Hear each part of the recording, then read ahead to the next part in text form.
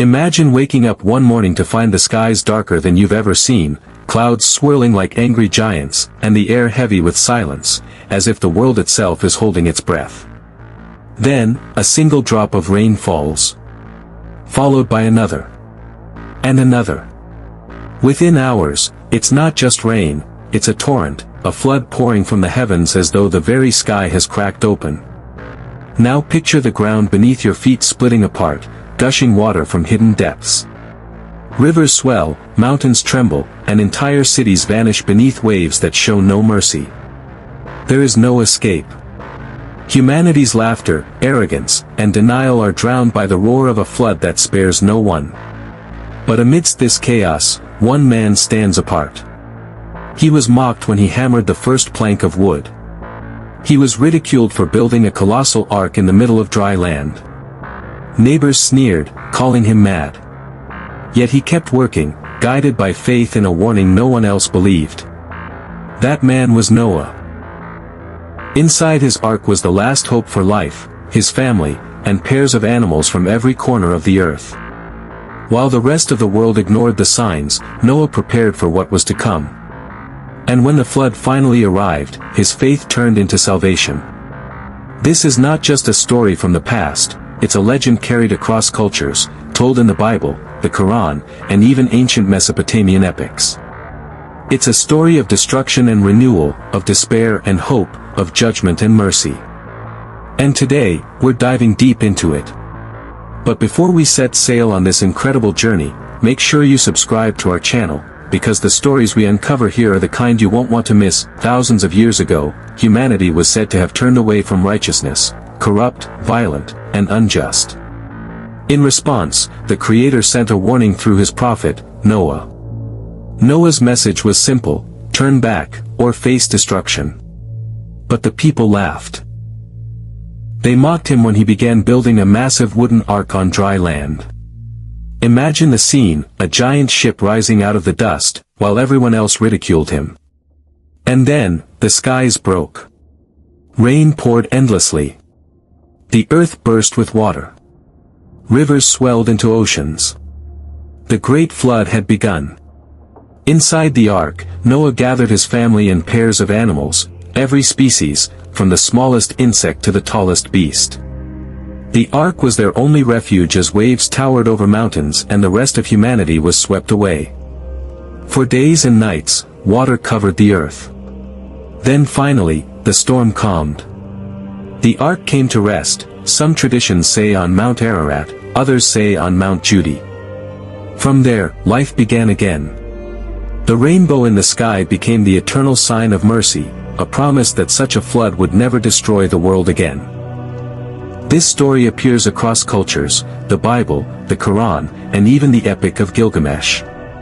It's a tale of faith, survival, and renewal, and it still captures imaginations today. One of the most striking facts about the Great Flood is this: it's not just a story from the Bible. It's not only in the Quran. And it's not only a myth from Mesopotamia. The truth is, the flood story is everywhere. From the Middle East to India, from Greece to the Americas, from Africa to China, you'll find echoes of the same tale. The world was once drowned in water, and a small group of survivors began life again. Let's start with the accounts many of us know best. In the book of Genesis, Noah is chosen because of his righteousness in a corrupt world. He builds the ark, gathers the animals, endures 40 days of rain, and finally sees the rainbow of God's covenant. The Quran adds more depth to this account. Prophet Noah preaches for years, warning his people, but only a handful listen. Even his own son rejects him. When the flood comes, the ark rescues the believers and animals, and it settles on Mount Judy. Here, the lesson is crystal clear: truth may be rejected by the masses, but faith and patience lead to salvation. Now let's travel further back, to ancient Mesopotamia, home of the world's earliest civilizations. In the Epic of Gilgamesh, written around 2000 BCE, a man named Utnapishtim is warned about a divine flood. He builds a massive boat, fills it with animals, survives the storm, and releases birds to test the waters. Sound familiar? The similarities to Noah's Ark are astonishing. But it doesn't end there. In Hindu tradition, the great sage Manu is warned by the god Vishnu of an impending flood. Vishnu appears as a giant fish and guides Manu's boat to safety, carrying the seeds of all living creatures to restart the world. In Greek mythology, Zeus sends a flood to punish humanity's wickedness. Only Deucalion and his wife Pyrrha survive by building a chest-like boat. When the waters recede, they repopulate the earth. Cross the oceans to Native American cultures, and you'll find tribes like the Hopi, Ojibwe, and Mayan peoples all telling stories of a great flood that covered the land, with a chosen few saved to begin again. Even in China, there are ancient legends of massive floods that reshaped the land and forced humanity into renewal. Why does this matter? Because the flood story seems to be a shared memory of humanity itself. Some scholars believe it reflects real catastrophic floods, like those in Mesopotamia or after the Ice Age when glaciers melted. Others argue it's a universal symbol, water as destruction, but also water as renewal. Either way, the conclusion is powerful. The flood story doesn't belong to just one people, it belongs to all of us. It's one of the rare myths that unites humanity, a reminder that survival, faith, and starting over are themes we've all carried since the dawn of civilization. When we think of Noah's Ark, the first image that comes to mind is a massive wooden ship, carrying animals 2 by 2. But beyond its size and structure, the Ark is far more than a boat, it is a symbol of hope in humanity's darkest hour. Picture the scene: outside the Ark, chaos reigns. The skies thunder, waves tower, and entire communities vanish beneath the waters. Panic fills the air, cries of despair echo, and every sense of security collapses. Yet inside that Ark, there is calm. There is protection. There is life. For Noah, his family, and the countless creatures aboard, the Ark was more than a vessel of survival, it was a sanctuary of hope. What makes the Ark so powerful as a symbol is the way it was built. Noah didn't construct it in the middle of the storm. He built it long before a single drop of rain fell. While others mocked him, calling him foolish, he kept going, plank by plank, nail by nail, trusting a promise unseen. That perseverance makes the Ark not just a ship, but a monument to faith in action. It shows that real hope is built before the storm, not during it. The animals themselves carry a message of hope. Every species, great and small, found refuge inside. From mighty lions to delicate birds, life's diversity was preserved. The Ark was like a floating seed bank of creation, carrying the promise of a world yet to come. It whispered a truth humanity needed to hear: destruction is never the end, because life always finds a way forward. Throughout history, the Ark has been interpreted as more than wood and pitch. In Jewish and Christian traditions, it becomes a symbol of God's salvation. In Islamic tradition, it's the proof that faith and patience open the door to deliverance. Even outside religion, the Ark has inspired countless works of art, literature, and storytelling as a metaphor for resilience, refuge, and endurance. In a broader sense, every person carries an ark within their life. It might be faith, family, love, or community, the safe place we turn to when storms rise.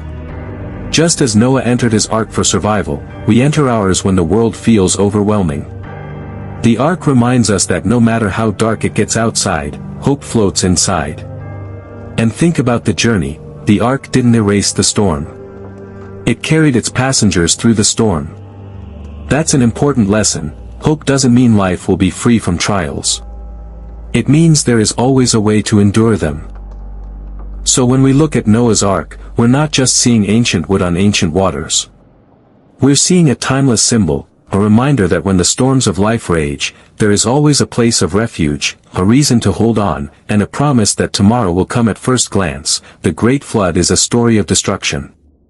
A world drowned, cities lost, families swept away, and silence where once there was life.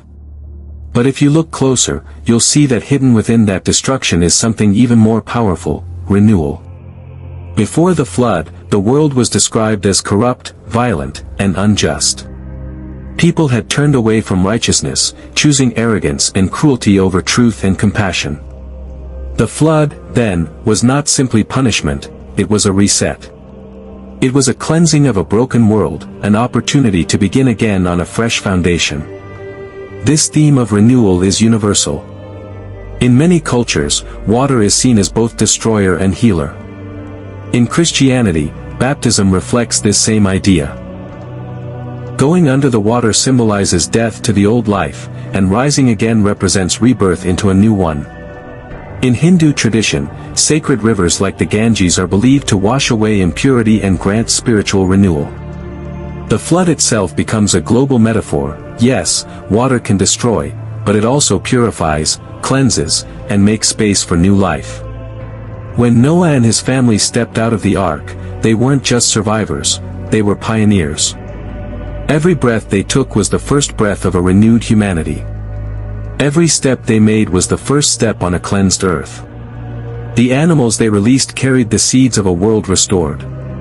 The floodwaters had erased corruption, but they also left behind a blank canvas, a chance for humanity to write a new story. Even outside of religious tradition, the idea of renewal after catastrophe is deeply human.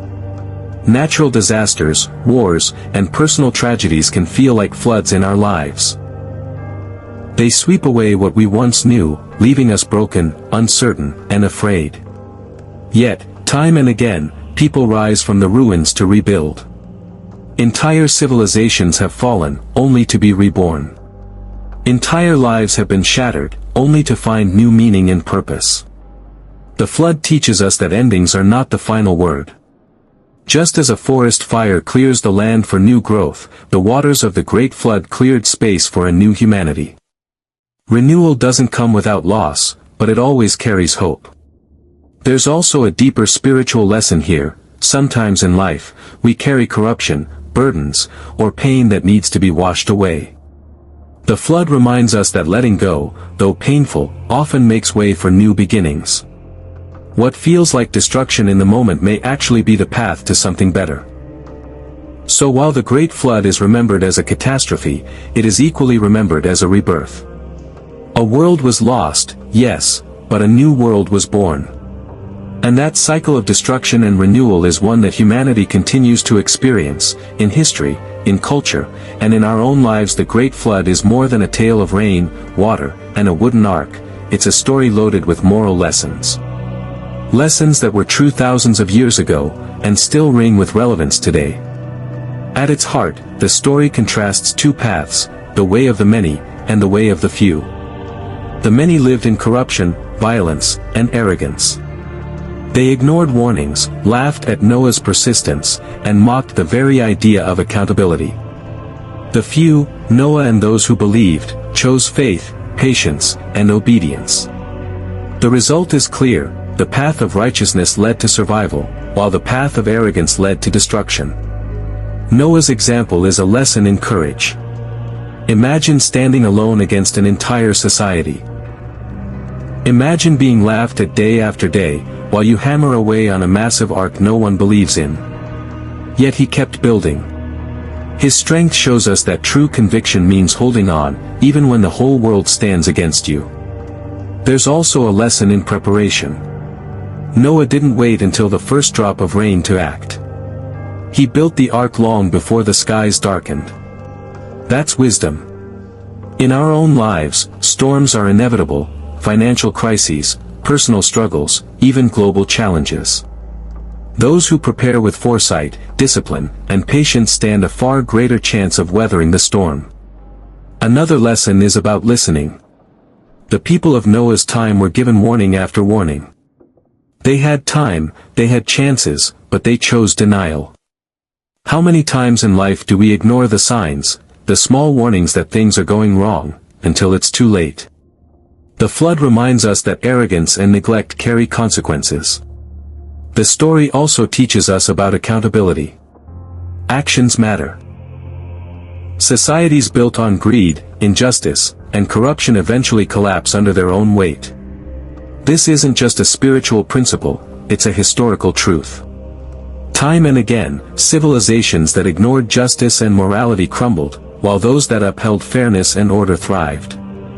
Finally, the flood is a lesson in faith. Noah had no proof that rain was coming. He had no weather forecast, no scientific data. What he had was trust in the message he received, trust that his obedience was not in vain. That faith gave him the strength to endure ridicule and the courage to keep going. And in the end, it was faith that saved him. These lessons, courage, preparation, humility, accountability, and faith, are not locked in the past. They are lessons for us, here and now.